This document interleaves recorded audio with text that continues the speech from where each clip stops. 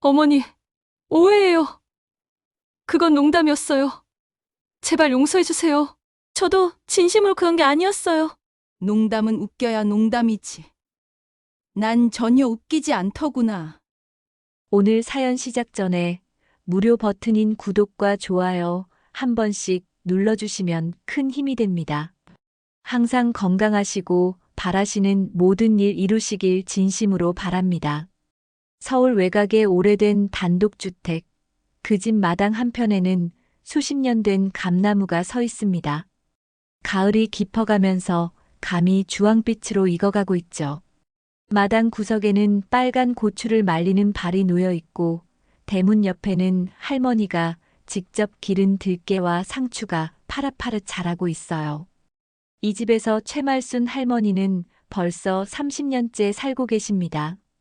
올해 82살이 된 말순 할머니지만 손끝은 여전히 섬세하고 날렵해요. 새벽 5시 할머니는 어김없이 잠에서 깨어납니다. 아직 동네가 조용한 시간이에요. 창문을 열어 차가운 가을 공기를 마시며 하루를 시작하죠. 먼저 마당을 쓸고 화분에 물을 주고 빨래를 걷어드립니다. 그 모든 일을 하면서도 할머니의 몸은 한 번도 무겁다고 느끼지 않아요. 오히려 이렇게 움직이고 있을 때가 가장 편안합니다. 아침 7시가 되면 할머니는 재봉틀 앞에 앉습니다. 오늘도 동네 아이들과 어른들이 맡긴 옷들이 의자 위에 차곡차곡 쌓여 있어요. 김할머니가 맡긴 손자 교복 바지, 박 아줌마의 남편 정장 바지, 그리고 이웃집 아기 원피스까지 다양합니다. 할머니의 손은 마치 마법사의 손처럼 정확하고 부드럽게 움직여요. 이 녀석, 또 키가 컸구나. 바지가 이렇게 짧아졌어. 교복 바지를 들어 올리며 혼잣말하는 할머니의 얼굴에는 따뜻한 미소가 번집니다. 동네 아이들이 자라는 모습을 지켜보는 것만으로도 할머니는 행복해요. 바늘 끝에서 춤추는 실처럼 할머니의 손길은 정확하고 세심합니다. 재봉틀 소리가 집안에 경쾌하게 울려 퍼집니다. 드르륵, 드르륵. 그 소리는 할머니에게 가장 친숙하고 편안한 음악이에요. 수십 년간 이 소리와 함께 살아왔거든요. 젊은 시절에는 이 바느질로 자식들을 키웠고 지금은 이웃들을 도우며 소일거리를 하고 계시죠. 그때 현관문이 열리는 소리가 들려옵니다. 할머니는 시계를 보니 아침 8시 반이에요. 어머님, 아침 드세요. 큰 며느리 한미자가 무거운 발걸음으로 들어와요. 55살의 미자는 겉으로 보기엔 성심껏 시어머니를 모시는 것 같습니다. 손에는 따뜻한 밥상이 들려 있어요. 밥상에는 따뜻한 미역국과 나물 반찬들이 정성스럽게 차려져 있습니다. 김치, 시금치나물, 콩나물 무침, 그리고 작은 생선 한 마리까지. 겉으로 보기에는 정말 효성스러운 며느리가 차린 아침상 같아요. 하지만 할머니는 느끼고 있습니다. 미자의 말투 어딘가에 항상 짜증이 묻어 있다는 걸 말이죠. 어머님께서 또 밤늦게까지 바느질 하셨나 봐요. 몸 상하실 텐데 왜 그렇게 무리하세요? 나이도 나이인데 좀 쉬시면 안 돼요? 미자의 말에는 진심 어린 걱정보다는 귀찮다는 뉘앙스가 더 짙게 배어 있어요. 마치 그만 좀 하세요라고 말하는 것 같습니다. 말순 할머니는 그 차가운 톤을 놓치지 않았습니다. 예전에 미자라면 어머님 몸 조심하세요. 제가 도와드릴까요? 라며 따뜻하게 말했을 텐데 지금은 뭔가 달라요. 목소리에서 온기가 사라졌어요. 마치 의무를 수행하는 사람처럼 딱딱하고 차갑습니다. 고맙다 미자야. 나이가 들어도 손이 놀면 안 되거든. 움직여야 건강하지. 말순 할머니는 고개를 끄덕이며 대답하지만 속으로는 다른 생각을 하고 계십니다. 이 집 공기가 언제부터 이렇게 차가워졌나? 며느리 말에서 온기가 사라진 게 언제부턴가? 미자는 밥상을 내려놓고는 서둘러 나가려 합니다. 예전에는 시어머니와 함께 앉아서 이런저런 이야기도 나누곤 했는데 지금은 그냥 밥상만 갖다 놓고 갑니다. 그럼 저는 장 보러 다녀올게요. 점심은 냉장고에 준비해뒀으니 꼭 드세요. 그 말을 남기고 문을 닫는 소리가 유난히 크게 들렸어요. 할머니는 혼자 남겨진 거실에서 밥상을 바라보며 한숨을 쉽니다. 밥은 따뜻하지만 마음은 왜 이렇게 차가울까요? 미역국을 한 숟가락 뜨며 할머니는 생각합니다. 예전에는 미자가 어머님, 맛있게 드세요라고 말해주곤 했는데 밥을 다 드신 후 할머니는 다시 재봉틀 앞으로 돌아갑니다. 일하고 있으면 잡생각이 사라져요. 바늘과 실에 집중하다 보면 마음도 차분해집니다. 그런데 오늘은 왜 이렇게 마음이 어수선한지 모르겠어요. 점심때쯤 되자 또 다른 발걸음 소리가 들려옵니다. 작은 며느리 이지은이 찾아오는 소리예요. 50살의 지은은 보험 설계사라는 명목으로 수시로 집에 드나들어요. 거의 이틀에 한 번씩은 얼굴을 보이죠. 어머니, 안녕하세요. 오늘 컨디션은 어떠세요? 지은의 인사는 언제나 정중하지만 뭔가 어색합니다. 마치 의사가 환자를 대하는 것처럼 공식적이에요. 그리고 항상 같은 질문으로 시작합니다. 건강 상태를 묻는 질문 말이죠. 어머니, 요즘 혈압은 괜찮으세요? 무릎은 안 아프시고요? 가슴이 답답하거나 숨쉬기 힘든 적은 없으시죠? 어지러우신 적은 없으시고요? 지은의 질문은 정말 끝이 없습니다. 겉으로는 며느리가 시어머니를 걱정하는 자연스러운 대화 같지만 말순 할머니는 뭔가 이상함을 감지해요. 왜 이렇게 자세히 물어보는 걸까요? 왜 매번 같은 질문을 반복하는 걸까요? 그리고 왜 할머니가 괜찮다고 대답할 때마다 지은의 얼굴에 묘한 표정이 스치는 걸까요? 지은아, 나는 멀쩡해. 병원에서도 나이에 비해 건강하다고 했어. 혈압도 정상이고 심장도 튼튼하다고 하더라. 할머니가 대답하자 지은의 얼굴에 스치는 미묘한 표정 변화를 할머니는 놓치지 않았습니다. 실망? 아니면 안도? 그건 잘 모르겠지만 분명 평범한 반응은 아니었어요. 지은은 거실을 둘러보며 말합니다. 어머니, 이 집 정말 좋네요. 위치도 좋고 크기도 적당하고 마당도 넓고 햇볕도 잘 들어오고 요즘 부동산 값이 많이 올랐다면서요? 이 동네도 개발된다는 소문이 있던데 갑자기 왜 집 이야기를 하는 걸까요? 며느리가 시어머니 집의 부동산 가치를 묻는 게 자연스러운 일일까요? 말순 할머니는 의아해하면서도 그런가? 나는 잘 모르겠더라. 그냥 살던 집인데라고 대답했습니다. 그러자 지은이 말합니다. 어머니, 요즘은 집값이 워낙 올라서 부모님 집도 잘 관리해야 한다고 하더라고요. 혹시 등기부등본 같은 건 어디에 보관하세요? 등기부등본? 왜 갑자기 그런 걸 묻는 걸까요? 할머니는 점점 더 이상한 기분이 들기 시작했어요. 그런 건 안방 서랍에 있지. 왜 그래? 아, 그냥 요즘 부동산 사기도 많다고 해서 잘 보관하시라고 말씀드리는 거예요. 오후가 되자 말순 할머니는 다시 재봉틀 앞에 앉았습니다. 하지만 마음이 어수선해서 바느질에 집중이 잘 안 돼요. 자꾸만 며느리들의 이상한 행동들이 떠오릅니다. 미자의 차가운 말투, 지은의 끈질긴 건강 질문, 그리고 집에 대한 관심까지. 내가 너무 예민한 건가? 며느리들이 날 챙겨주는 게 고마운 일인데. 하지만 마음 한구석이 불편한 건 어쩔 수 없어요.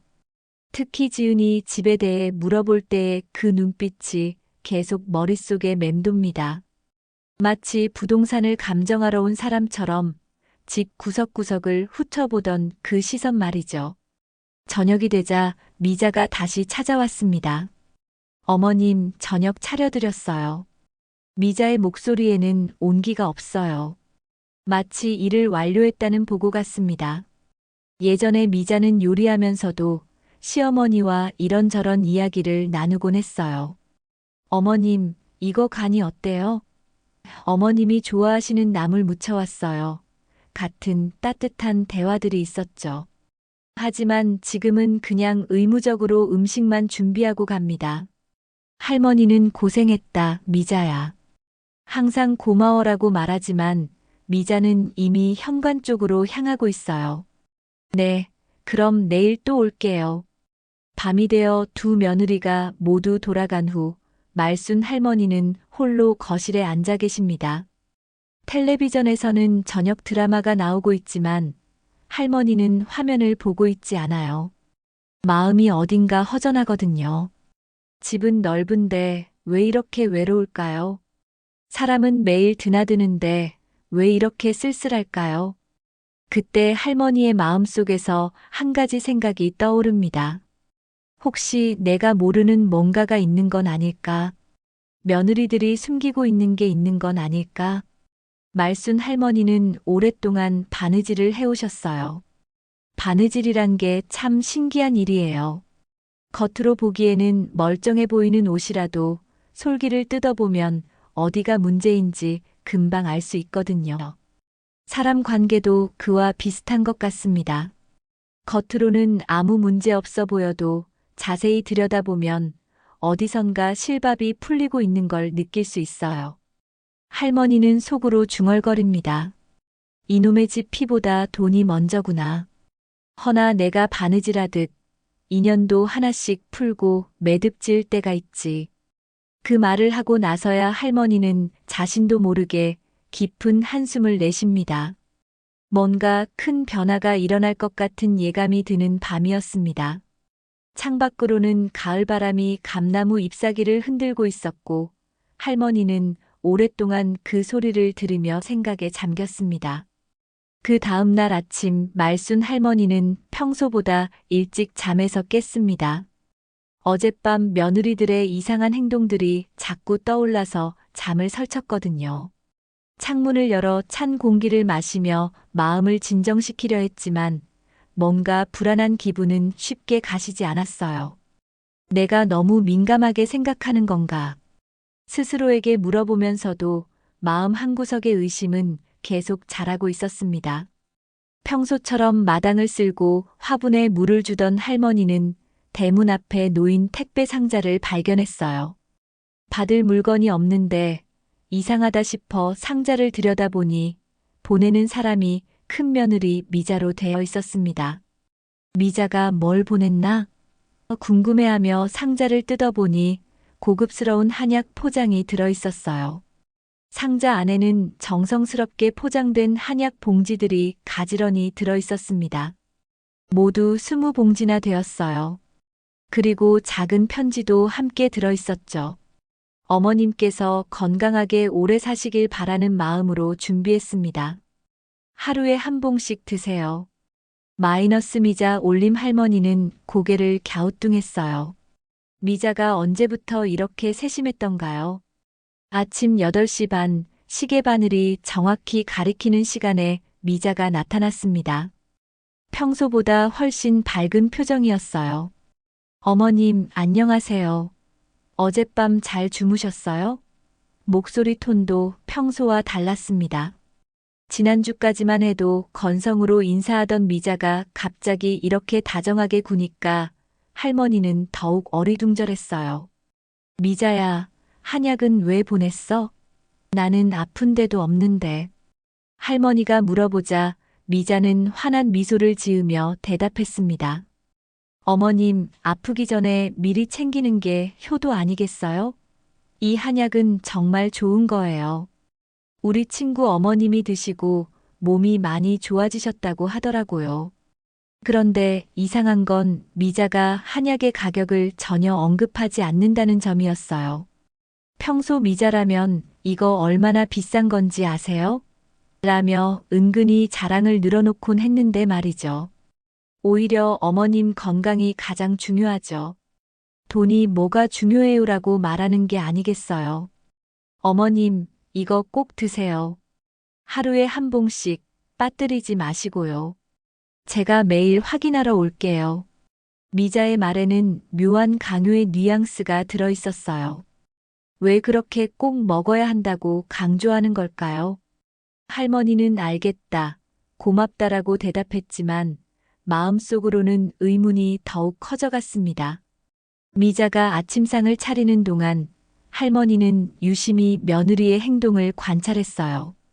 평소보다 훨씬 부지런하게 움직이고 반찬도 평소보다 많이 준비했습니다. 그리고 계속 할머니의 눈치를 살피는 것 같았어요. 어머님, 입맛 없으시면 죽 끓여드릴까요? 아니면 미역국 간을 좀 더 맞춰드릴까요? 이런 세심한 배려는 정말 오랜만이었어요. 할머니는 감사하면서도 한편으로는 의아했습니다. 갑자기 왜 이래? 뭔가 있구나. 하지만 겉으로는 미자야, 고맙다라고 말했어요. 점심 무렵 작은 며느리 지은도 평소보다 일찍 찾아왔습니다. 손에는 커다란 쇼핑백을 들고 있었어요. 어머니, 안녕하세요. 오늘은 제가 특별한 걸 가져왔어요. 지은의 얼굴에도 평소와 다른 환한 미소가 번지고 있었습니다. 쇼핑백에서 꺼낸 건 각종 건강식품들이었어요. 홍삼, 오메가3, 비타민, 칼슘제까지 정말 다양했습니다. 어머니, 이거 다 드시면 정말 건강해지실 거예요. 요즘 나이 드신 분들한테 꼭 필요한 영양소들이거든요. 지은은 마치 건강식품 판매원처럼 열심히 설명하기 시작했어요. 그런데 지은아, 이런 건 비쌀 텐데. 할머니가 걱정스럽게 말하자 지은이 손을 저으며 말했습니다. 어머니, 돈 걱정은 마세요. 어머님 건강이 우선이죠. 저희가 번 돈으로 어머님 건강 챙기는 게 당연한 거 아니겠어요? 그 말을 들으며 할머니는 더욱 이상하다는 생각이 들었어요. 평소 지은이라면 이거 얼마나 비싼 건지 아세요? 제가 할부로 샀어요라며 은근히 부담을 표현했을 텐데 말이죠. 오늘은 정반대네요. 그리고 어머니, 제가 보험 상품 하나 소개해드리고 싶어요. 지은이 서류 가방에서 두꺼운 서류 뭉치를 꺼냈어요. 이거 어르신 전용 의료보험인데요. 가입하시면 병원비 걱정 전혀 안 하셔도 돼요. 월 보험료도 얼마 안 되고요. 할머니는 서류를 훑어보며 물었습니다. 이거 가입하면 얼마나 내야 하는 거야? 어머니, 월 30만 원이면 돼요. 어머님 건강 생각하면 전혀 비싸지 않죠. 그리고 만약에라도 큰 병에 걸리시면 몇 천만 원까지 보장받으실 수 있어요. 30만 원? 할머니에게는 적지 않은 돈이었어요. 하지만 지은은 계속 강조했습니다. 어머니, 요즘은 의료비가 너무 비싸서 미리 준비 안 하시면 큰일 나요. 그리고 이 보험은 가입 조건이 까다로워서 건강하실 때 들어야 해요. 할머니는 서류를 다시 들여다봤어요. 복잡한 약관들이 빼곡히 적혀 있었지만 중요한 부분들은 작은 글씨로 되어 있어서 잘 보이지 않았습니다. 지은아, 이거 좀 생각해보고 결정해도 될까? 어머니, 이런 좋은 조건은 지금이 아니면 다시 없을지도 몰라요. 오늘 결정하시면 특별 할인도 해드린다고 하더라고요. 그 순간 할머니는 지은의 눈빛에서 뭔가 다급함을 느꼈어요.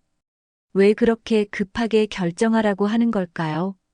정말 할머니를 위한 일이라면 충분히 시간을 주고 상의할 텐데 말이죠. 오후에 두 며느리가 모두 돌아간 후 할머니는 거실에 혼자 앉아 생각에 잠겼어요. 한약, 건강식품, 보험까지. 갑자기 며느리들이 이렇게 관심을 보이는 게 정말 이상했습니다. 특히 둘 다 평소와 달리 돈을 아끼지 않는다는 점이 가장 의심스러웠어요. 그때 창문 너머로 이웃집 영희 할머니가 지나가는 모습이 보였어요. 할머니는 얼른 밖으로 나가 영희를 불렀습니다. 영희야, 잠깐만. 어머, 말순아. 무슨 일이야? 영희야, 너는 며느리들이 갑자기 잘해주면 어떻게 생각해? 할머니의 질문에 영희는 고개를 갸우뚱했어요. 왜, 무슨 일 있어? 아니야, 그냥. 요즘 우리 며느리들이 갑자기 너무 잘해줘서 이상하다 싶어서. 영희는 의미심장한 표정을 지으며 말했어요. 말순아, 사람 마음은 너도 알잖아. 갑자기 태도가 바뀌는 데는 다 이유가 있는 법이야. 특히 돈이나 재산이 걸린 일이면 더더욱 그렇지. 그 말을 듣고 할머니의 마음속에서 어떤 확신이 생기기 시작했어요. 그런데 말순아, 너 혹시 뭔가 눈치챈 거 있어? 그냥 모르는 척 할 거야? 영희의 질문에 할머니는 잠시 침묵했습니다. 그리고 천천히 고개를 저으며 말했어요. 아니야, 내가 준비 중이야. 아주 재미있는 걸. 그날 밤 할머니는 오랫동안 잠들지 못했어요. 며느리들의 갑작스러운 친절이 과연 진심일까요? 아니면 다른 속셈이 있는 걸까요? 할머니는 마음속으로 결심했습니다. 한번 확인해 봐야겠어. 진짜 내 건강을 걱정하는 건지 아니면 다른 이유가 있는 건지. 며칠이 지나도 며느리들의 이상한 친절은 계속되었습니다.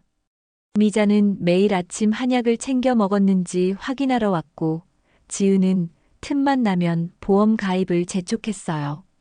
하지만 말순 할머니는 더 이상 그들의 행동을 그냥 넘어갈 수 없었습니다. 뭔가 숨겨진 진실이 있다는 확신이 들었거든요. 그날 오후 할머니는 중요한 결정을 내렸어요. 며느리들이 집에 없는 틈을 타서 동네 전자상가로 향했습니다. 평소 같으면 이런 곳에 올 일이 없었지만 오늘은 특별한 목적이 있었어요. 가게 주인은 할머니를 보고 의아해했습니다. 할머님, 무엇을 찾으세요? 젊은이, 요즘 집안에 설치하는 그 작은 카메라 있잖아. 그거 하나 주겠어? 할머니의 말에 가게 주인은 더욱 놀랐어요. 아, CCTV 말씀이세요? 그런데 할머님께서 그걸 왜? 우리 집에 도둑이 들까봐 걱정돼서 그래. 요즘 세상이 워낙 무서우니까. 가게 주인은 고개를 끄덕이며 말했어요. 아, 그렇군요. 요즘 독거 어르신들이 많이 찾으세요. 그런데 할머님, 이거 설치하기가 좀 복잡해요. 위치도 신경 써야 하고 인터넷 연결도 해야 하고요. 할머니는 난감한 표정을 지었습니다. 그럼 어떻게 해야 해? 제가 가서 설치해 드릴게요. 할머님 같은 경우에는 무료로 설치 서비스 해드리거든요. 젊은 사장의 말에 할머니는 안도했어요. 정말? 그럼 언제 와줄 수 있어? 내일 오후에 갈게요. 시간 괜찮으세요? 할머니는 며느리들의 일정을 떠올려 봤어요. 내일 오후면 둘 다 없을 시간이었습니다. 좋아. 내일 오후 2시에 와줘. 네, 그럼 할머님. 몇 개 정도 설치하시고 싶으세요? 3개 정도면 될 것 같은데. 거실하고 주방하고 안방 입구에. 다음 날 오후 할머니는 며느리들이 모두 나간 후 전자상가 사장을 기다렸어요. 정확히 2시에 젊은 사장이 도구 가방을 들고 찾아왔습니다. 할머님, 안녕하세요. 어디에 설치해 드릴까요? 거실에는 저기 책장 뒤쪽에, 주방에는 찬장 위에, 그리고 안방 입구 쪽에도 하나 부탁해. 할머니는 미리 생각해둔 위치를 가리켰어요. 사장은 고개를 끄덕이며 좋은 위치네요. 사각지대 없이 다 보일 거예요 라고 말했습니다. 설치 작업은 생각보다 빨리 끝났어요. 사장은 할머니에게 휴대폰으로 영상을 확인하는 방법까지 친절하게 알려줬습니다. 할머님, 이 앱을 누르시면 실시간으로 집 안 상황을 보실 수 있어요. 그리고 녹화된 영상도 여기서 확인하실 수 있고요. 그런데 젊은이, 이거 다른 사람은 모르겠지? 할머니의 질문에 사장이 웃으며 대답했어요. 물론이죠. 워낙 작고 잘 숨겨뒀으니까 모를 거예요. 그리고 소리도 안 나니까 안심하세요. 사장이 돌아간 후 할머니는 휴대폰으로 카메라가 잘 작동하는지 확인해 봤어요. 신기하게도 집 안 상황이 선명하게 보였습니다. 바느질은 숨은 올 하나만 풀어도 다 드러나지. 사람 마음도 그렇더라. 할머니는 혼잣말을 하며 만족스럽게 고개를 끄덕였어요. 다음 날부터 할머니는 일부러 외출을 자주 했어요. 동네 경로당에 가거나 병원에 검진을 받으러 간다며 집을 비웠습니다. 그리고 집에 돌아와서는 카메라에 저장된 영상을 확인했어요. 처음 며칠은 별다른 일이 없었습니다. 며느리들은 평소처럼 집안일을 하고 갔어요. 하지만 일주일 후 드디어 충격적인 장면이 녹화되었습니다. 할머니가 병원에 간 사이 미자가 집에 와서 친구에게 전화를 걸고 있었어요. 할머니는 손이 떨리며 음량을 높였습니다. 응, 나야. 시어머니 말이야. 솔직히 얼마 못 버틸 것 같아. 미자의 목소리는 평소 할머니 앞에서와는 완전히 달랐어요. 차갑고 계산적이었습니다. 한약? 아, 그거 별거 아니야. 그냥 몸에 무해한 일반 보약이야. 중요한 건 시어머니가 우리를 믿게 만드는 거지. 할머니는 믿을 수 없었어요. 미자가 그렇게 정성스럽게 챙겨준 한약이 그냥 일반 보약이었다니요. 더 충격적인 건 다음 말이었습니다. 그런데 진짜 문제는 지은이야. 제가 보험을 먼저 터뜨리려고 하거든. 시어머니한테 보험 가입시키고 나서 뭔가 사고라도 나면 보험금이 나오잖아. 그럼 우리는 집도 못 받고 끝이야. 미자의 말에 할머니는 온몸이 차갑게 식었어요. 그래서 내가 먼저 움직이는 거야. 시어머니가 자연스럽게 돌아가시도록. 뭐, 방법이 없는 건 아니잖아. 한약에 좀 다른 걸 섞는다든지. 할머니는 너무 충격을 받아서 화면을 멈췄어요. 손이 너무 떨려서 휴대폰을 제대로 잡을 수가 없었습니다. 잠시 후 마음을 진정시킨 할머니는 계속해서 영상을 봤어요. 미자의 전화는 아직 끝나지 않았습니다. 그 전에 우리 남편이 서류 준비해야 해. 상속 포기각서 같은 거 말이야. 지은이가 눈치채기 전에 재산을 우리 쪽으로 넘겨야 한다고. 그때 미자가 거실을 둘러보며 말했어요. 이 집 진짜 좋긴 해. 팔면 적어도 10억은 나올 텐데. 10억? 할머니는 자신의 집이 그렇게 비싼 줄 몰랐어요. 그리고 며느리들이 그 돈을 노리고 있다는 사실도 충격이었습니다. 며칠 후에는 지은의 진짜 모습도 드러났어요. 할머니가 경로당에 간 사이 지은이 미자와 함께 집에 와서 대화를 나누는 장면이 녹화되었습니다. 형님, 정말 답답하네요. 어머니가 보험 가입을 자꾸 미루시잖아요. 지은의 목소리는 평소의 정중함과는 거리가 멀었어요. 그냥 강제로라도 도장 찍게 하면 안 돼요? 야, 그건 너무 노골적이야. 나중에 문제될 수 있어. 미자가 대답했습니다. 차라리 내 방법이 나아. 자연스럽게 몸이 약해지시게 하면 되잖아. 형님 댁이 유산 다 먹게 놔둘 순 없잖아요. 지은의 목소리에는 분명한 적개심이 들어 있었어요. 저도 시어머니 모신 지 20년인데 공평하게 나눠야죠. 아니면 차라리 제가 보험이라도 빼야겠어요. 지은아, 너 진짜 그럴 거야? 미자의 목소리가 날카로워졌습니다. 시어머니한테 무슨 일이라도 생기면 경찰에서 조사할 텐데 보험금 수익자가 누군지 다 나와.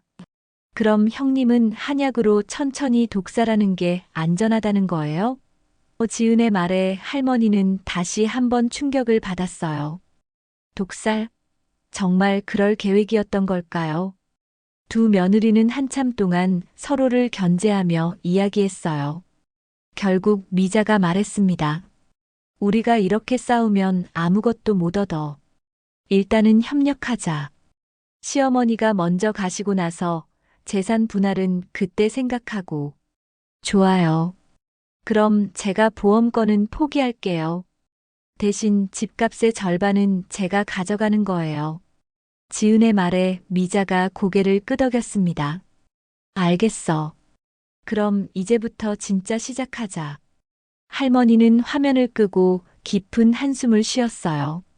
그동안 자신을 진짜 딸처럼 생각했던 며느리들이 사실은 자신의 죽음을 기다리고 있었던 거예요.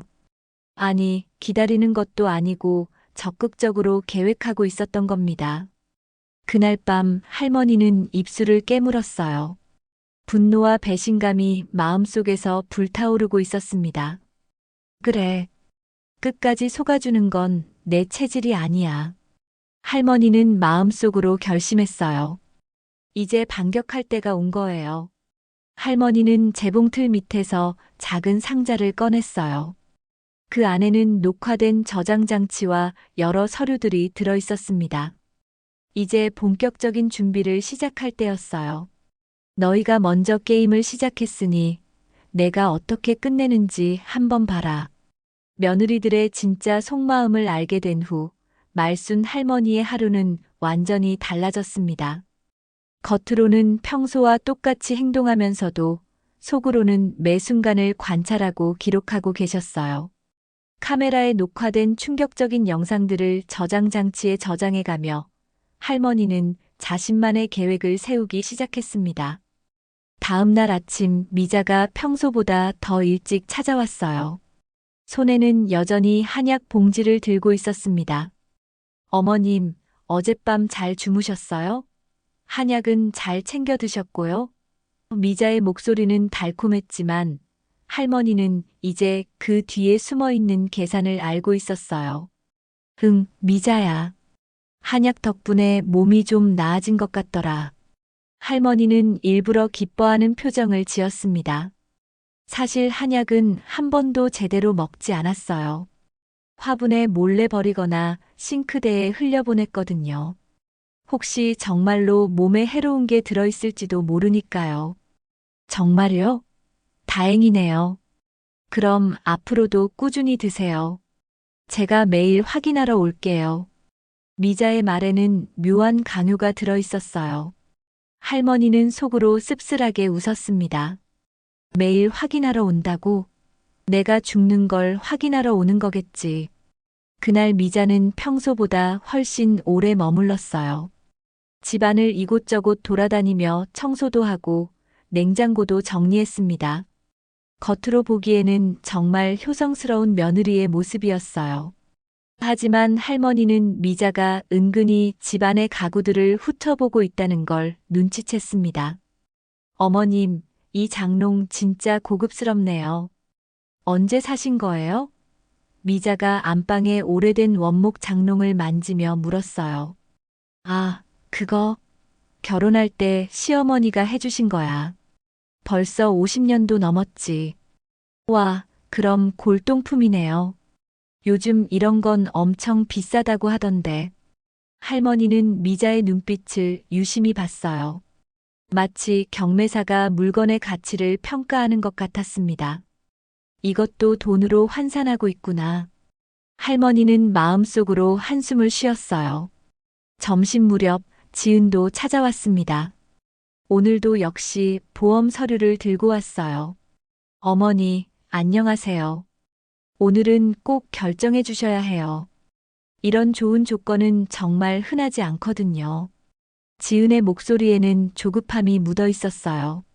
지은아, 그렇게 급할 것 없잖아. 천천히 생각해보자. 할머니가 말하자 지은의 얼굴이 순간 굳어졌어요. 하지만 곧 다시 미소를 지으며 말했습니다. 어머니, 나이가 드시면 보험 가입이 점점 어려워져요. 건강할 때 미리 준비하는 게 중요하거든요. 그때 미자가 거실에서 나와 지은과 눈을 마주쳤어요. 두 사람 사이에 묘한 긴장감이 흘렀습니다. 할머니는 그 순간을 놓치지 않고 관찰했어요. 둘이 서로 견제하고 있구나. 어머님, 지은 말이 맞아요. 보험은 정말 중요해요. 미자가 갑자기 지은 편을 들었어요. 하지만 할머니는 알고 있었습니다. 미자가 지은의 보험 계획을 방해하려고 한다는 걸 말이죠. 카메라에 다 녹화되어 있었거든요. 그래, 알겠다. 그럼 좀 더 자세히 설명해줘. 할머니가 말하자 지은의 얼굴이 환해졌어요. 지은은 펼치며 열심히 설명하기 시작했습니다. 여기 보세요. 5월 보험료는 30만 원이고 사망 보험금은 5천만 원이에요. 5천만 원? 할머니는 놀랐어요. 생각보다 큰 금액이었습니다. 내가 죽으면 지은이가 5천만 원을 받는다고? 할머니는 소름이 돋았어요. 지은이 그렇게 열심히 보험 가입을 권하는 이유를 이제 완전히 이해했습니다. 그런데 지은아, 나는 아직 건강한데 왜 사망 보험금이 그렇게 높아야 해? 할머니의 질문에 지은이 당황하는 기색을 보였어요. 아, 그게 요즘 의료비가 워낙 비싸서요. 만약에 큰 병에 걸리시면 치료비로 다 나갈 거예요. 미자가 옆에서 거들었어요. 지은 말이 맞아요. 요즘 병원비가 얼마나 비싼지 아세요? 미리 준비 안 하면 나중에 후회해요. 하지만 할머니는 미자의 진짜 의도를 알고 있었어요. 지은이 보험금을 받으면 지은이는 아무것도 못 받으니까 차라리 보험에 가입시켜서 자신의 계획에 차질이 생기지 않게 하려는 거였죠. 오후에 두 며느리가 함께 있을 때 할머니는 일부러 화장실에 간다며 자리를 비웠어요. 그리고 휴대폰으로 거실 카메라를 실시간으로 지켜봤습니다. 과연 며느리들이 어떤 이야기를 나눌지 궁금했거든요. 형님, 어머니가 보험 가입하시는 것 같은데 괜찮으세요? 지은이 조심스럽게 물었어요. 뭐가 괜찮냐고? 저 말고 형님 댁이 받으실 수 있는 게 있나 해서요. 야, 지은아. 우리가 무슨 이야기 했는지 까먹었어? 미자의 목소리가 차갑게 변했어요. 협력하기로 했잖아. 너 혼자 앞서가려고 하지 마. 아니에요. 그게 아니라. 지은아, 난 내 속마음 다 알아. 보험금 타먹고 나 몰래 튀려는 거지. 미자의 말에 지은이 발끈했어요. 형님이야말로 한약으로 어머니를. 그런 끔찍한 생각을 어떻게 해요? 두 사람의 목소리가 점점 높아졌어요. 끔찍하긴 뭐가 끔찍해. 자연스럽게 하는 거잖아. 그래도 그건 너무해요. 차라리 제 방법이 깔끔하죠. 할머니는 화장실에서 이 모든 대화를 듣고 있었어요. 두 며느리가 자신의 죽음을 두고 경쟁하는 모습이 너무나 충격적이었습니다. 이 사람들이 정말 내가 키운 며느리들일까? 잠시 후 할머니가 거실로 돌아오자 두 며느리는 언제 그랬냐는 듯 다시 미소를 지었어요. 어머님, 어디 불편하신 곳은 없으세요? 지은이 걱정스러운 표정으로 물었습니다. 아니야, 괜찮아.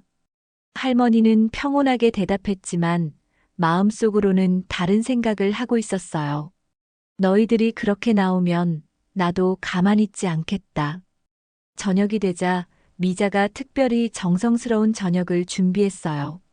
어머님, 오늘은 제가 갈비찜을 해왔어요. 어머님이 좋아하시는 거 맞죠?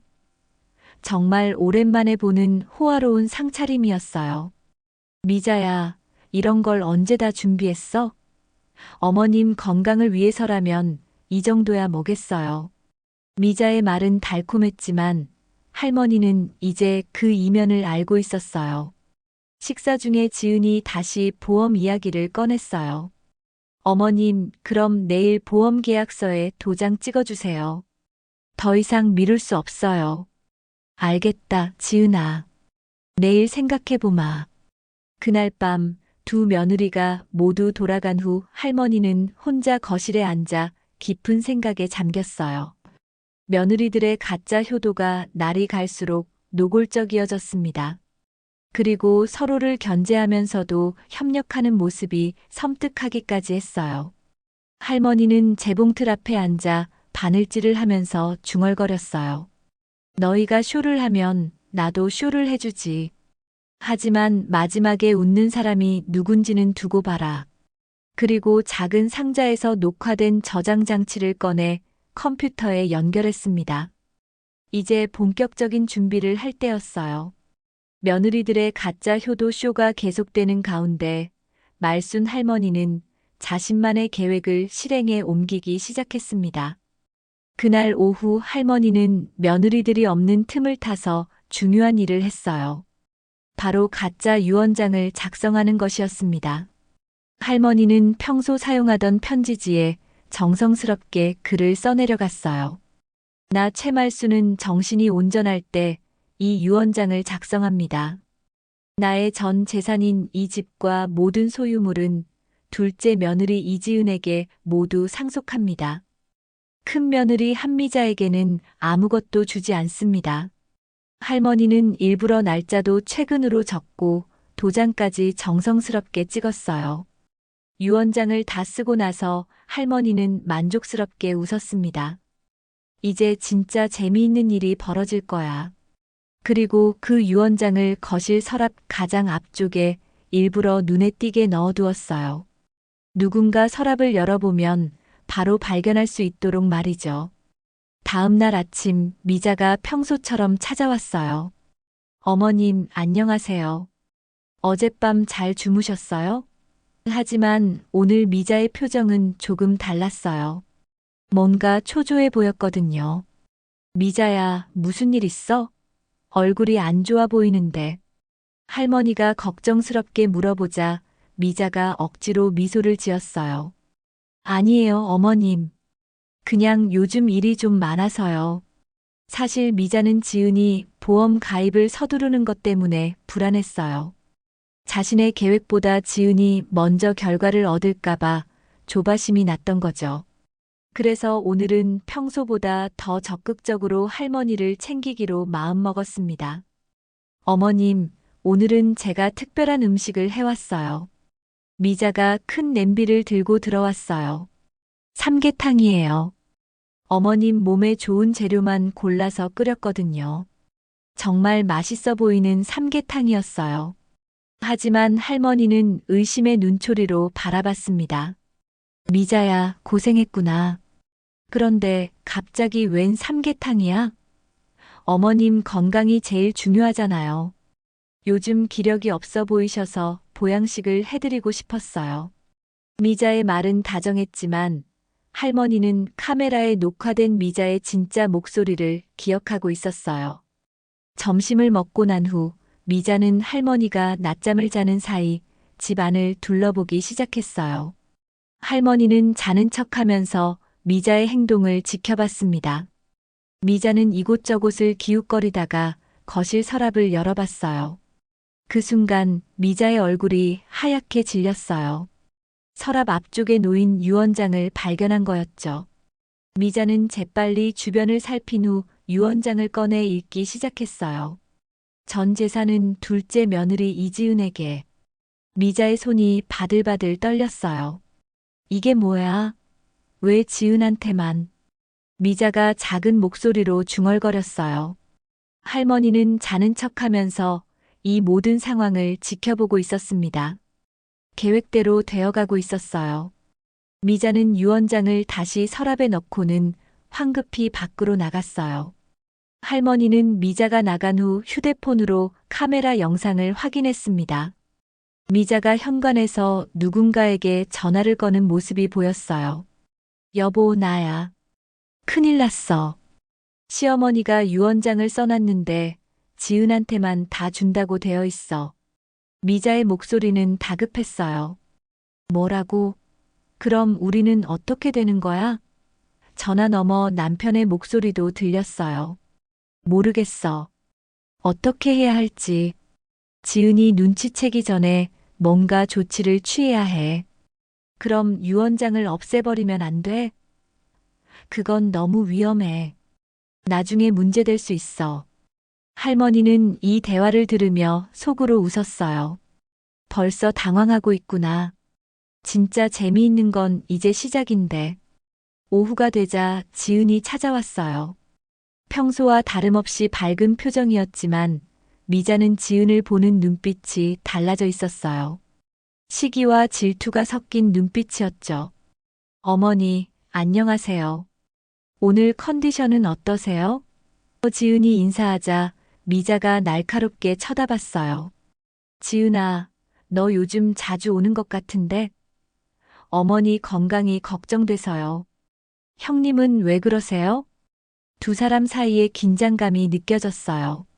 할머니는 이 상황을 흥미롭게 지켜봤습니다. 이제 서로 의심하기 시작하는구나. 지은아, 혹시 어머님께 특별히 잘해드리는 이유가 있어? 미자의 질문에 지은이 당황했어요. 무슨 말씀이세요? 당연히 어머님을 모시는 거죠. 그래, 다른 이유는 없고. 할머니는 적당한 때에 끼어들었어요. 너희들 왜 그래? 사이좋게 지내야지. 아니에요, 어머님. 그냥 이야기하는 거예요. 지은이 억지로 웃으며 말했어요. 그날 저녁 미자는 지은에게 직접적으로 따졌어요. 지은아, 솔직히 말해. 너 어머님께 뭔가 부탁드린 거 있지? 형님, 정말 무슨 말씀이세요? 유언장 말이야. 혹시 어머님께 유언장 쓰시라고 했지? 지은의 얼굴이 순간 굳어졌어요. 형님이 무슨 말씀을? 나도 다 알아. 어머님이 유언장을 쓰셨더라. 정말요? 그럼 뭐라고 쓰셨는데요? 미자는 잠시 망설이다가 말했어요. 너한테만 다 준다고 되어 있더라. 그 순간 지은의 얼굴에 놀라움과 함께 기쁨이 스쳤어요. 하지만 곧 당황한 표정으로 바꿨습니다. 어머, 그럼 안 되죠. 공평하게 나눠주셔야 하는데. 지은의 말은 거짓이었어요. 속으로는 기뻐하고 있었거든요. 지은아, 너 정말 몰랐어? 네, 정말 몰랐어요. 어머니가 언제 그런 걸 쓰셨을까요? 그날 밤 두 며느리가 돌아간 후 할머니는 거실에서 혼자 웃었어요. 벌써 서로 의심하고 견제하기 시작했구나. 이제 진짜 재미있어질 거야. 며칠 후 상황은 더욱 흥미롭게 전개되었어요. 미자와 지은이 할머니 없는 틈에 만나서 격하게 다투는 장면이 카메라에 녹화된 거였죠. 지은, 너 진짜 어머님 꼬셨지? 미자가 화를 내며 말했어요. 형님, 증거라도 있어요? 저는 그냥 성심껏 모신 것뿐이에요. 성심껏? 웃기지 마. 너 보험금 노리고 그런 거잖아. 그럼 형님은 뭐예요? 한약에 이상한 거 넣으려고 했으면서. 지은의 말에 미자가 발끈했어요. 야, 그건 나중에 문제 안 되게 하려고.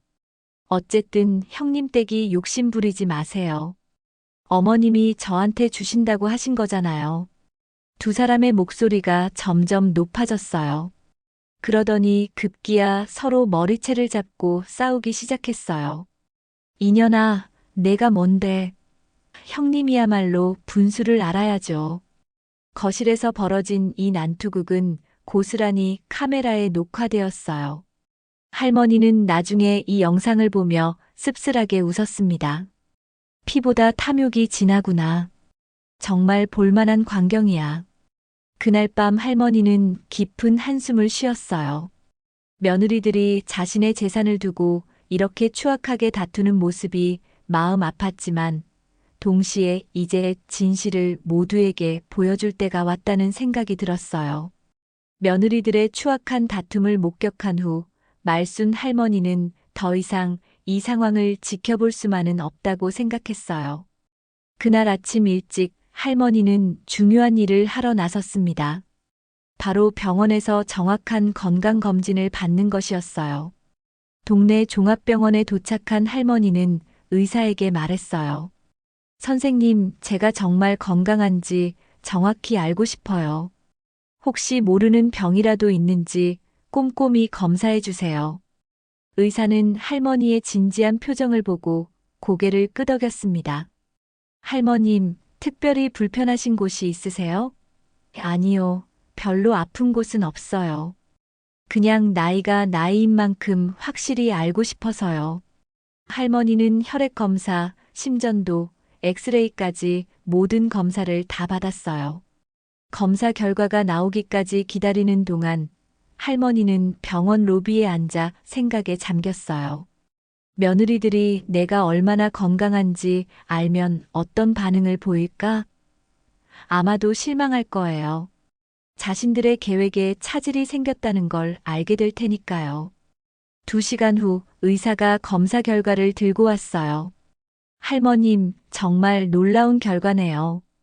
82살이라고 하기엔 너무 건강하세요. 의사의 말에 할머니는 안도했어요. 혈압도 정상이고 심장도 튼튼하고 혈액 수치도 모두 정상 범위입니다. 그럼 저는 아직 오래 살 수 있다는 말씀이죠? 할머니의 질문에 의사가 웃으며 대답했어요. 물론이죠. 이 정도 건강 상태라면 10년은 더 거뜬히 사실 수 있어요. 운동도 꾸준히 하시고 식사도 잘 챙겨 드시는 것 같네요. 할머니는 진단서를 받아들고 만족스럽게 웃었어요. 10년이라. 며느리들이 이 소식을 들으면 어떨까?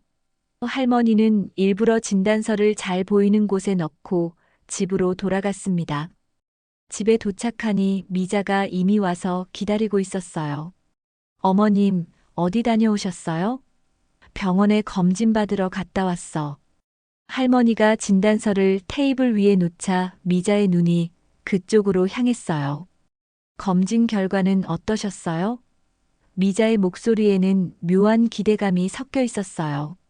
아마도 나쁜 소식을 기대하고 있었을 거예요. 아주 건강하다고 하더라. 10년은 더 살 수 있다네. 그 순간 미자의 얼굴이 굳어졌어요. 10년이요? 응, 의사 선생님이 그러시더라. 나이에 비해 정말 건강하다고. 할머니는 일부러 기뻐하는 표정을 지었지만 미자의 반응을 놓치지 않고 지켜봤어요. 미자는 억지로 미소를 지으며 말했어요. 정말 다행이네요. 하지만 그 미소는 전혀 진심 같지 않았어요. 오히려 실망한 것 같았죠. 할머니는 속으로 씁쓸하게 웃었습니다. 오후가 되자 지은도 찾아왔어요. 미자는 지은에게 할머니의 건강검진 결과를 귀띔했어요. 지은아, 어머님이 병원에서 검진받고 오셨는데 정말 건강하시다고 하더라. 정말요? 얼마나 건강하신데요? 10년은 더 사실 수 있다고 하더라고. 미자의 말에 지은의 얼굴도 순간 어두워졌어요. 하지만 곧 밝게 웃으며 말했습니다. 어머, 정말 다행이네요. 어머님이 건강하셔야 저희도 마음이 놓이죠. 하지만 할머니는 알고 있었어요. 지은도 속으로는 실망하고 있다는 걸 말이죠. 10년이나 더 기다려야 한다니 두 며느리 모두에게는 청천벽력 같은 소식이었을 거예요. 그날 저녁 할머니는 재봉틀 앞에 앉아 며느리들의 앞치마를 수선하고 있었어요. 바늘에 실을 꿰며 할머니는 깊은 생각에 잠겼습니다. 내가 너희들 키워준 건 아니지만 시집 오면 다 딸이라 생각했다. 할머니는 미자와 지은이 처음 시집 왔을 때를 떠올렸어요. 그때는 정말 착하고 순수한 아이들이었거든요. 미자는 요리를 못해서 할머니에게 배우려고 했고, 지은은 바느질을 가르쳐 달라고 졸랐어요. 그런데 언제부터 이렇게 변했을까요? 그런데 너희가 먼저 날 버렸구나. 할머니는 바늘질을 멈추고 깊은 한숨을 쉬었어요. 돈과 재산 앞에서 가족의 정도 잃어버린 며느리들이 안타까웠지만 동시에 분노도 치밀어 올랐어요. 그때 할머니는 중요한 결심을 했어요. 재봉틀 밑에서 작은 상자를 꺼내 CCTV 영상들이 저장된 장치를 꺼냈습니다. 그리고 책상 서랍에서 부동산 관련 서류들을 꺼냈어요. 할머니는 부동산 계약서를 준비하기 시작했어요. 하지만 수혜자는 며느리들이 아니었습니다. 오래전 남편과 함께 살던 시절, 정말 힘들 때 도움을 준 옆집 김할머니였어요. 김할머니는 할머니가 아프면 밤새 간병을 해줬고 경제적으로 어려울 때 도움의 손길을 내밀어줬던 분이었죠. 진짜 가족은 피가 아니라 마음이구나. 할머니는 김할머니의 이름을 수혜자란에 적으며 생각했어요. 며느리들보다 김할머니가 자신에게 훨씬 더 진심 어린 사랑을 보여줬거든요. 부동산 서류를 정리하면서 할머니는 자신의 재산 규모를 다시 한번 확인했어요. 집값만 해도 10억이 넘었고 은행에 있는 예금도 상당했어요. 며느리들이 그렇게 탐내던 재산이었죠. 이 집 피붙이 말고 진짜 날 챙겨준 사람에게 줄 거다. 할머니는 마음속으로 다짐했어요.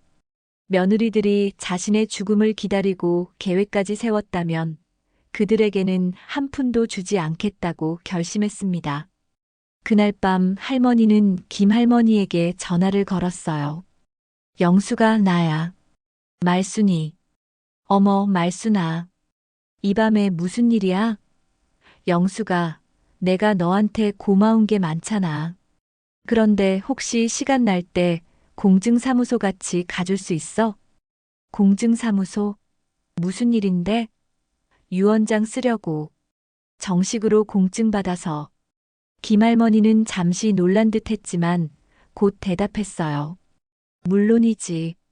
그런데 말순아, 혹시 무슨 일 있어? 갑자기 유언장이라니. 자세한 얘기는 나중에 해줄게. 일단 내일 오후에 같이 가주면 고마울 거야. 알겠어, 말순아. 내일 2시에 내 집으로 갈게. 전화를 끊고 나서 할머니는 창밖을 바라봤어요. 어둠 속에서도 감나무가 보였어요. 내년 가을에도 그 나무에 감이 열릴 텐데 자신은 그걸 볼 수 있을까요? 아니, 분명히 볼 수 있을 거예요. 의사가 10년은 더 살 수 있다고 했으니까요. 너희들아, 내가 그렇게 만만해 보였니? 할머니는 속으로 중얼거렸어요. 이제 진짜 게임이 시작된다. 누가 마지막에 웃는지 두고 봐라. 할머니는 저장 장치를 다시 상자에 넣고 부동산 서류를 정리했어요. 내일이면 모든 준비가 끝날 거예요. 그리고 그 다음엔 며느리들에게 진실을 보여줄 시간이 올 것입니다. 그날 밤 할머니는 평소보다 깊이 잠들었어요. 마음속에 있던 무거운 짐을 내려놓았기 때문이었을까요? 아니면 곧 펼쳐질 일들에 대한 기대감 때문이었을까요? 어쨌든 할머니는 오랜만에 편안한 잠을 잤습니다. 다음 날 오후 말순 할머니는 김할머니와 함께 공증사무소에 다녀왔어요. 정식 유언장 작성과 부동산 이전 절차를 모두 마쳤습니다. 이제 진짜 유언장에는 김할머니가 모든 재산의 수혜자로 기록되어 있었어요. 거실 서랍에 있는 가짜 유언장과는 완전히 다른 내용이었죠. 집으로 돌아온 할머니는 마음이 한결 가벼워졌어요. 이제 모든 준비가 끝났습니다. 저장 장치에 저장된 CCTV 영상들, 정식 유언장, 그리고 며느리들의 추악한 모습을 모두에게 보여줄 계획까지 완벽했어요. 그날 저녁 할머니는 두 며느리에게 전화를 걸었어요. 미자야, 지은아. 내일 저녁에 우리 모두 함께 모이자. 중요한 이야기가 있어. 어머님, 무슨 중요한 이야기요? 지은이 궁금해하며 물었어요. 그냥 가족끼리 오랜만에 모여서 이야기하고 싶어. 너희 남편들도 함께 오고. 할머니의 말에 두 며느리는 기대감을 감추지 못했어요. 혹시 유언장 이야기를 공식적으로 하려는 건 아닐까 생각했거든요. 네, 어머님. 저희가 준비할 게 있을까요? 미자가 물었어요. 아니야, 그냥 편하게 와. 대신 꼭 시간 맞춰서 와야 해. 할머니의 목소리에는 평소와 다른 단호함이 있었어요. 다음 날 말순 할머니는 하루 종일 준비에 여념이 없었어요. 거실을 정리하고 CCTV 영상을 저장 장치에 다시 한번 정리해서 저장했습니다. 그리고 텔레비전과 저장 장치를 연결해서 영상이 제대로 나오는지 확인했어요. 오후 5시 할머니는 동네 경로당에 계시던 김할머니에게도 연락했어요. 영수가 오늘 저녁 7시에 우리 집으로 와줄 수 있어? 중요한 일이 있어서. 무슨 일인데? 자세한 건 와서 얘기해 줄게. 꼭 와줘. 저녁 6시 반, 큰아들 부부가 먼저 도착했어요. 미자는 평소보다 화려하게 차려입고 왔고, 큰아들도 정장을 입고 왔어요. 뭔가 좋은 소식을 기대하고 있는 것 같았어요. 어머님, 안녕하세요. 오늘 무슨 특별한 날인가요? 큰아들이 밝게 인사했어요. 그냥 오랜만에 가족들이 모이는 자리야. 할머니는 담담하게 대답했어요. 곧이어 작은아들 부부도 도착했어요. 지은 역시 새 옷을 입고 왔고 작은아들도 기대에 찬 표정이었어요. 어머님 건강하세요? 오늘 정말 중요한 이야기가 있으시다면서요? 응, 정말 중요한 이야기지. 잠깐만 기다려봐. 할머니가 말하는 사이 초인종이 울렸어요. 김할머니가 도착한 거였어요. 영숙 할머니도 오시네요? 며느리들이 의아해했어요. 응, 영숙이도 중요한 사람이니까 같이 있어야 해. 할머니의 말에 가족들은 더욱 궁금해했어요. 김할머니는 조금 긴장한 표정으로 인사했습니다. 안녕하세요, 모두들. 모든 사람이 거실에 모이자 할머니는 텔레비전 앞에 섰어요. 자, 이제 정말 중요한 이야기를 해볼까? 할머니의 목소리는 평소와 달리 차갑고 단호했어요. 사실 나는 지난 몇 주 동안 너희들이 나 없을 때 어떻게 행동하는지 다 지켜봤어. 할머니의 말에 며느리들의 얼굴이 조금씩 굳어지기 시작했어요. 어머님, 무슨 말씀이세요? 미자가 당황하며 물었어요. 곧 알게 될 거야. 할머니는 저장 장치를 텔레비전에 연결했어요. 이제부터 너희들이 정말 어떤 사람들인지 모두에게 보여줄게. 화면의 첫 번째 영상이 재생되기 시작했어요. 미자가 친구에게 전화를 걸어 시어머니 얼마 못 버틸 것 같아라고 말하는 장면이었어요. 거실이 순식간에 조용해졌습니다. 어머님, 이게 뭐예요? 미자의 얼굴이 하얗게 질렸어요. 조용히 해. 아직 시작도 안 했어. 할머니의 목소리는 얼음장처럼 차가웠어요. 영상은 계속 이어졌어요. 미자가 한약에 다른 걸 섞는다던지라고 말하는 부분, 지은이 보험금을 빼야겠다고 말하는 부분까지 모두 나왔어요. 큰아들과 작은아들의 얼굴이 점점 굳어졌어요. 미자야, 이게 뭐야?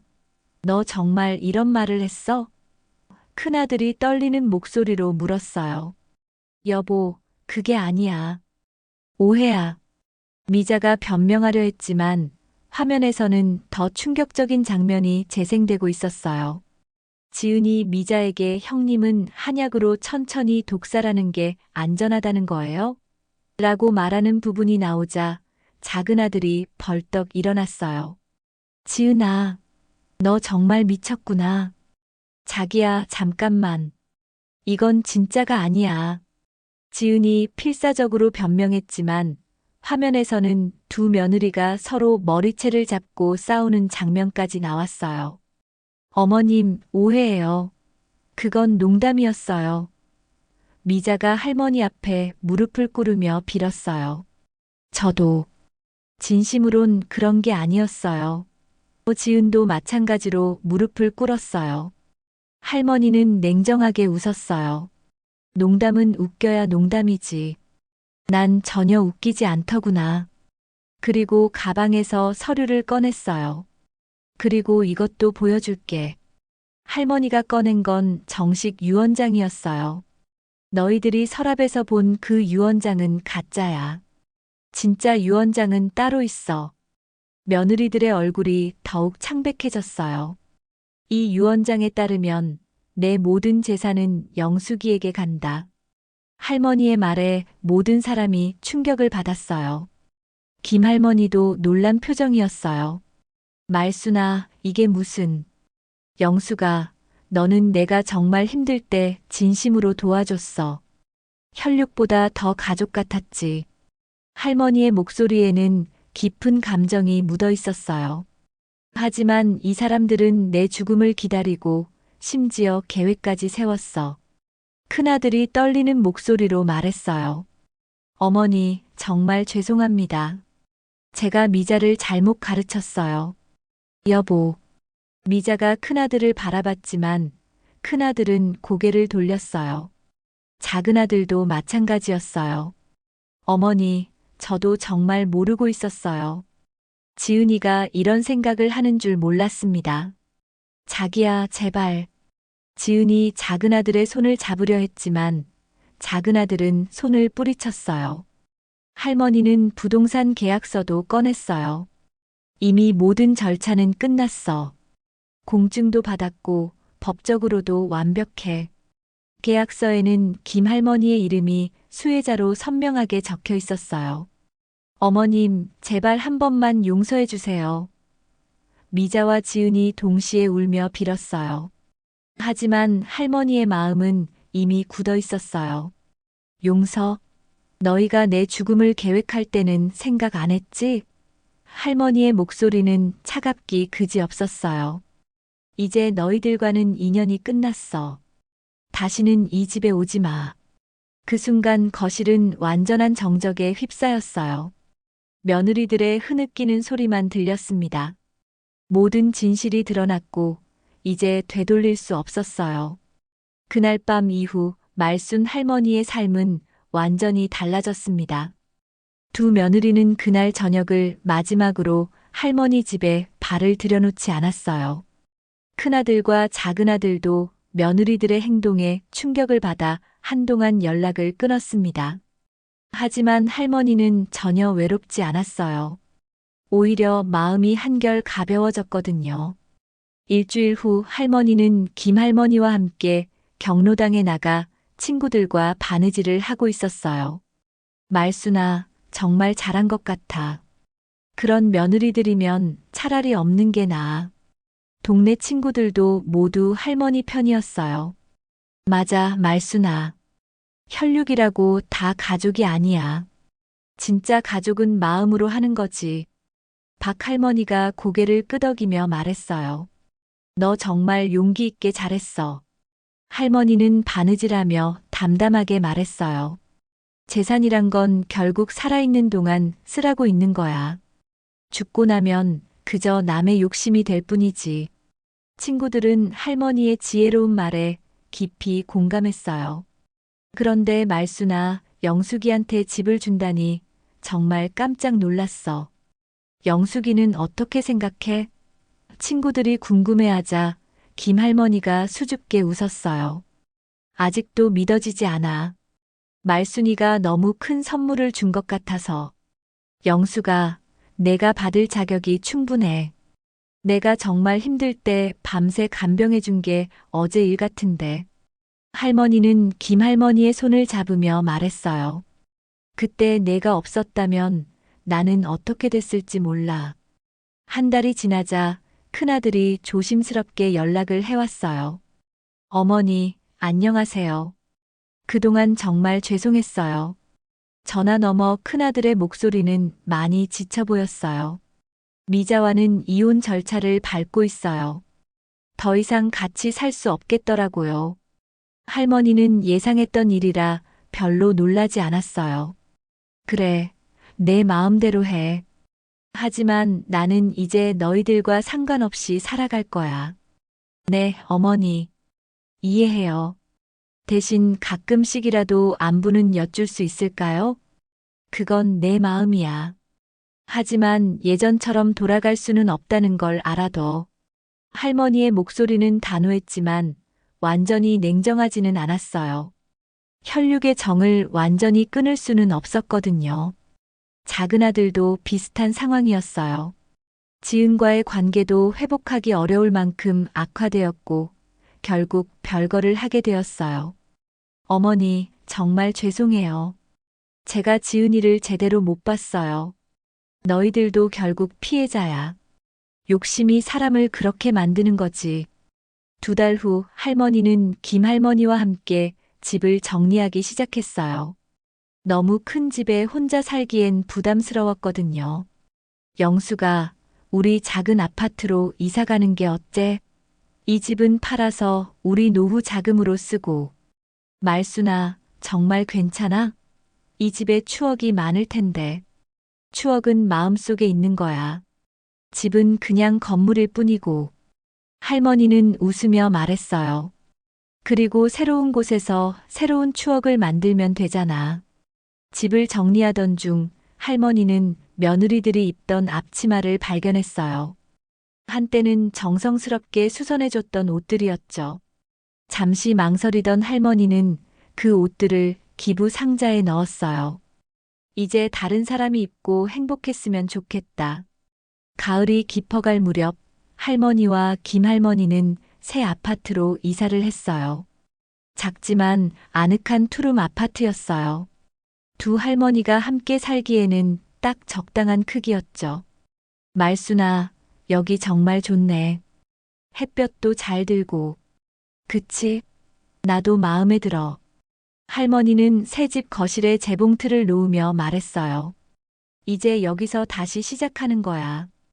김할머니도 기쁜 마음으로 짐을 정리했어요. 어느 날 할머니는 동네 복지관에서 봉사활동을 시작했어요. 젊은 엄마들에게 바느질을 가르쳐주는 일이었어요. 할머님, 정말 손재주가 좋으세요. 어떻게 이렇게 정교하게 하세요? 오래 하다 보면 누구나 할 수 있어. 바느질은 마음을 차분하게 해주거든. 할머니는 젊은 엄마들에게 정성스럽게 바느질을 가르쳐 줬어요. 인내심도 기를 수 있고 무엇보다 뿌듯하지. 봉사활동을 하면서 할머니는 새로운 보람을 찾았어요. 진짜 필요한 사람들에게 도움을 주는 일이 얼마나 의미 있는지 깨달았거든요. 이렇게 사는 게 진짜 사는 거구나. 겨울이 되자 큰아들이 가끔씩 안부 전화를 하기 시작했어요. 어머니, 건강하세요? 새 집은 따뜻하고요? 응, 잘 살고 있어. 영숙이랑 같이 있으니까 외롭지도 않고. 어머니, 정말 죄송해요. 그때 미자의 행동을 미리 알았다면. 이제 그런 얘기는 그만해. 지나간 일이야. 할머니는 과거에 얽매이지 않았어요. 내가 잘 살면 그걸로 충분해. 작은 아들도 마찬가지였어요. 가끔 안부를 묻고 명절에는 작은 선물을 보내기도 했어요. 할머니는 그런 아들들의 마음을 이해했어요. 하지만 예전처럼 가까워질 수는 없었죠. 봄이 다시 왔을 때 할머니는 새 아파트 베란다에 작은 화분 정원을 만들었어요. 상추, 들깨, 방울토마토까지 심었어요. 영수가 봐. 새싹이 나왔어. 정말이네. 생명력이 참 신기해. 할머니는 새싹을 보며 생각했어요. 나도 이제야 진짜 새로운 삶을 시작하는 거구나. 82살의 나이에 새롭게 시작하는 삶이었지만 전혀 늦지 않았어요. 어느 화창한 봄날 할머니는 김할머니와 함께 동네 공원을 산책하고 있었어요. 말순아, 후회는 안 해? 며느리들하고 완전히 인연을 끊은 거? 전혀. 오히려 이제야 진짜 가족을 찾았다는 생각이 들어. 할머니는 공원 벤치에 앉아 하늘을 바라봤어요. 구름 한 점 없는 맑은 하늘이었어요. 나는 이제야 진짜 자유로워진 기분이야. 누군가의 죽음을 기다리는 사람들과 살 필요 없잖아. 그날 오후 집으로 돌아온 할머니는 재봉틀 앞에 앉았어요. 오늘은 복지관에서 맡은 아기 옷을 만들 예정이었어요. 바늘에 실을 꿰며 할머니는 중얼거렸어요. 진짜 가족은 피가 아니라 마음으로 만들어지는 거구나. 재봉틀 소리가 작은 아파트에 경쾌하게 울려 퍼졌어요. 드르륵, 드르륵. 그 소리는 새로운 시작을 알리는 희망찬 멜로디 같았습니다. 창밖으로는 따뜻한 봄 햇살이 들어오고 있었어요. 할머니는 이제 진정으로 행복했어요. 가짜 사랑에 속아 살았던 지난 날들과는 완전히 다른 진짜 사랑으로 가득한 새로운 인생을 살고 있었거든요. 오늘의 이야기가 여러분의 마음에 작은 울림이 되었기를 바랍니다. 공감하셨다면 구독과 좋아요로 함께 해주세요.